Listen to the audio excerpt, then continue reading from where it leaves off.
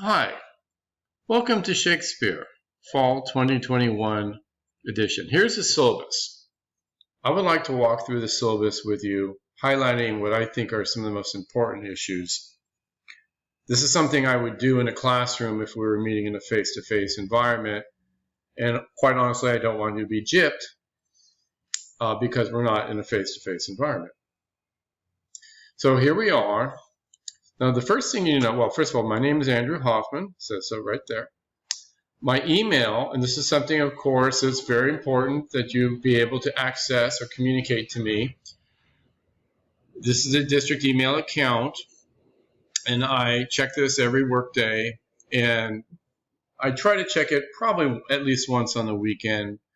Weekends are kind of, special times, depending how bored I am. I may check it a lot. If it's an exciting weekend, I may not check it at all, but I'll check it on Monday. But it's the best way to get a hold of me, definitely. I do have office hours. Now, the Zoom environment that we are in right now means I'll be on Zoom from 10 to 11, Monday through Thursday. This is my Zoom personal ID. I use this for my office hours. It doesn't change.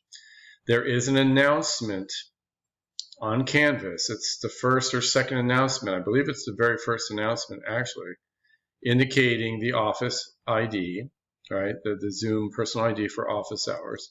And you can use that, or you can copy paste to see me at any time. You do not need to get an appointment, although I do appreciate if people give me the heads up to let me know that they will be coming. It just helps me out a little bit, okay? Love to see each and every one of you at least once this semester, and preferably early in the semester. Now, the Greenblatt Norton Anthology, the Norton Shakespeare, is our text for the course. And it's currently in the 3rd edition, and most of you will probably acquire it in the ebook format. It does come in a print format.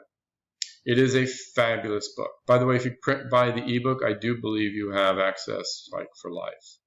Don't quote me on that, but I think that's the case. Now, I'm not naive. I know that many people already have other copies of Shakespeare, or you may just go online to read the plays. I will just say it this way. I reference Greenblatt.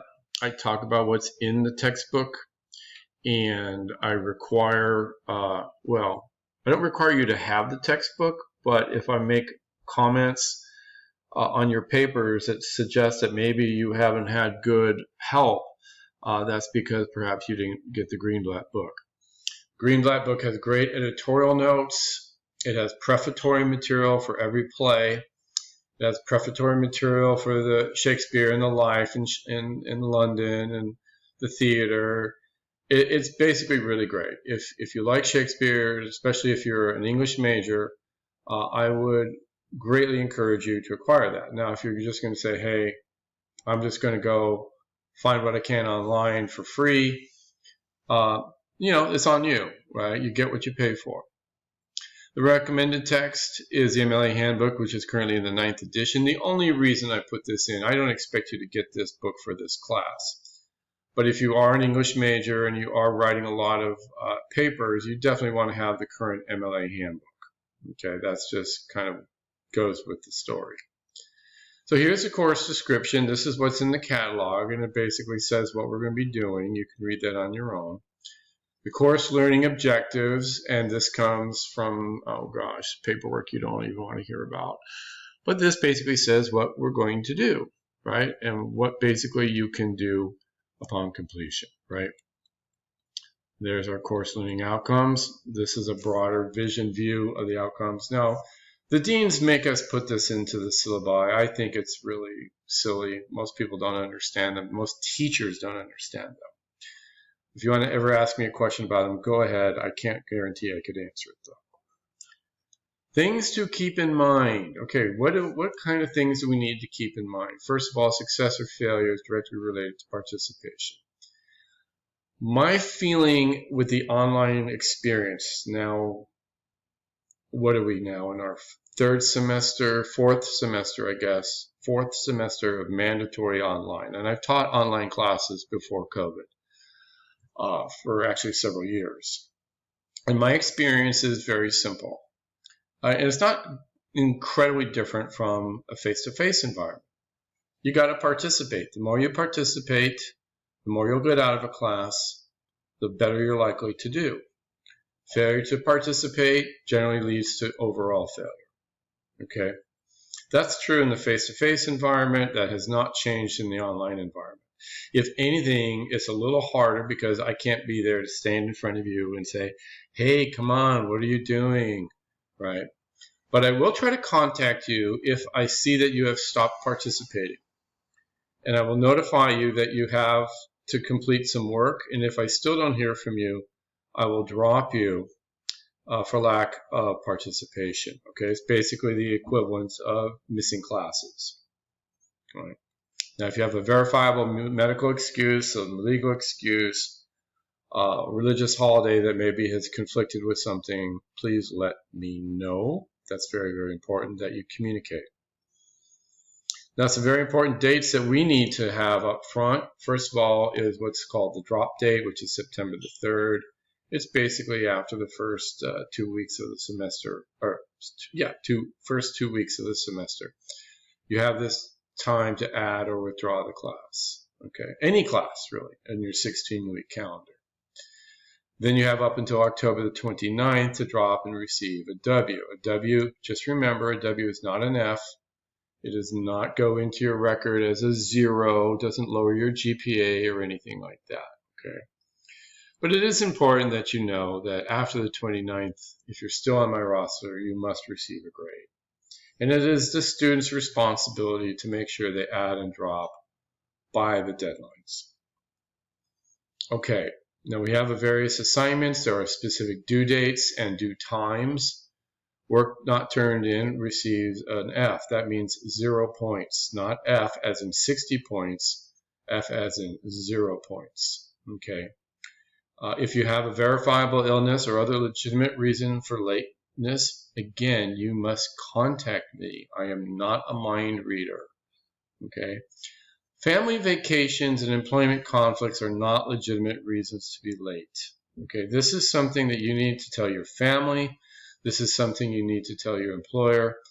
Now, our papers, you basically get a month to do each paper. So if you're just jamming it up and procrastinating to the last minute and then something happens, I'm not going to feel enormously sorry for you. Now, you'll see, of course, when you get your first assignment that all assignments have minimum requirements. Okay. Work that fails to meet the minimum requirements can be given a grade of C- or less on the basis of that alone. Minimum requirements include things like word count, source count, stuff like that, source types. There is never any attempt on my part to be tricky with these. I'm not trying to get one over on you or anything like that. Please, if you're confused by something, again, ask. Always ask. How are grades determined? Now, there are basically two major formats in this class. There are essays. There are going to be 4 essays. 1 comedy, 1 history, 1 for tragedy, and 1 for the sonnets and or the Tempest, which is kind of what we call a romance. So 4 essays, 10% each. Over the course of 16 weeks, we're also going to do 16 discussion threads. That's right, 16 discussion threads. It's very important that you keep up with those, as those discussion threads total 60% of the class grade. Okay. Now, Canvas does all the hard math. Right? They put it together, come out with percentage, 90, 80, 70, 60 breakdown is pretty standard. I do allow for if you land within a percentage of a grade change, like let's say you're 79.5. I will look, and I will particularly look to see essays. How well did you do? Now, if all your essays are C's, that 79.5 is probably going to stay as C. If, on the other hand, you kind of started boosting up your work and you finished off maybe with a good solid B on a tragedy paper, for example, that would argue to me that maybe you should have the boost back up to the B. Okay. But for the most part, most grades don't land with that close, and it's usually pretty solid Remember that at Mesa, we do not give pluses or minuses on final grades. You know, at the end of the semester, you either get an A, a B, a C, a D, or an F. If you have students with disabilities who may need academic accommodations, should discuss options with their professors during the first 2 weeks of class. If you're eligible for the DSPS services, please take advantage of them. Now, there are no time tests in this class, which is probably, in my experience, what most students need accommodation with, besides in-class stuff. But again, since we're not in face-to-face, that doesn't apply either. Academic honesty. Right? Now, this is an important section for you to read. It's about plagiarism. Plagiarism is cheating. It's basically claiming someone else's work as one's own. Please do not cheat. It could be verbatim copying, that is, you copy-paste from another source without proper acknowledgement. You paraphrase, that is, you change the words around, but you don't acknowledge it. You put together a patchwork paper, what we call cut-and-paste job, again, without acknowledging the sources, or the out-and-out theft of someone else's significant ideas without proper acknowledgement. Now, in all these cases, it involves acknowledgement. That's where MLA documentation comes in. I'm hoping, of course, by virtue of you having the prerequisites for this class, that everybody knows how to document research and to do it reasonably well. I mean, I don't expect perfection, but I do expect attempts. But if you turn in a paper and it just lights up the scoreboard that says plagiarized, you are going to really regret that. Okay, and we can talk about that if it happens. Number 9 is again about contacting me either through the email or the Canvas message system. Let's just go forward a little bit here. As I said, there are 4 major essays in this class: comedy, history. It says sonnets, but there's also a tempest option to the sonnets essay, and tragedy. Okay. Each one, basically, you get 4 weeks with, right? We have a 16-week semester, so that's 4 weeks for each essay. Now, obviously, I don't expect people to start writing an essay typically right at the very beginning of that 4 weeks.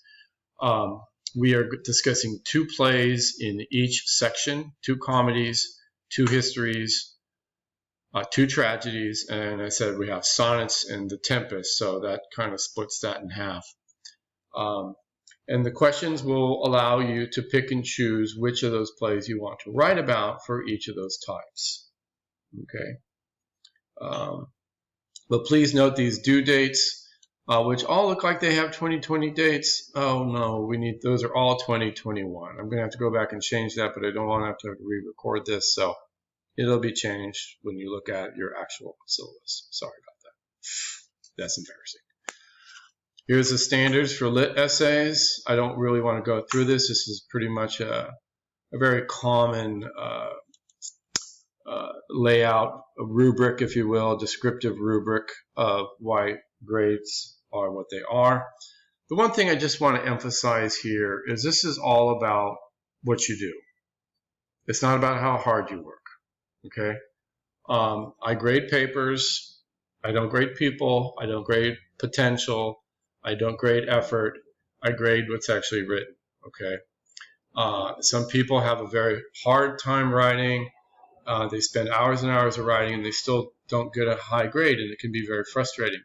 It's not because I don't respect the fact that you worked hard, but it does mean that we need more achievement on the paper. On the other hand, the opposite happens where some people write very well and very quickly and they get very high grades.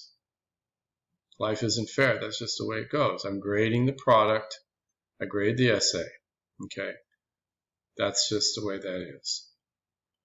Last page is the MLA format for essays. If you've taken a composition class, you've probably already seen something like this. Right here's the name block with your name, my name, the class, English 240, the date that is due. The title is centered on its own line. It should always be a content-related title. Don't say Hamlet, right? That title's already been taken after all, right? So just follow this format. Times New Roman is typical for the font. 12 is a good font size. Left justify the side. Now, if you have any further questions, I know I ran through this fast. please ask.